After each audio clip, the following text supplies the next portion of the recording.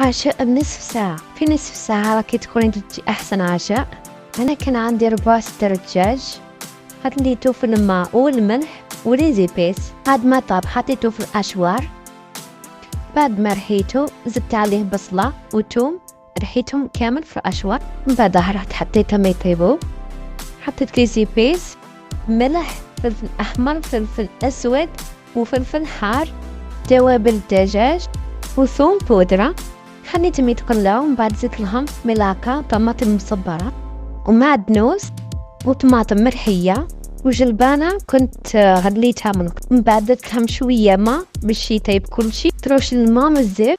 قليت بطاطا ديروا بالشكل اللي تحبوه. ما طابت البطاطا خلطهم كامل مع بعضهم، وهذا هو الشكل النهائي. اللي حبت تزيد فرماج رابي تزيد من فوق.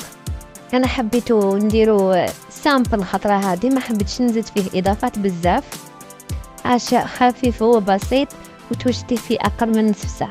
ما تنساوش follow me.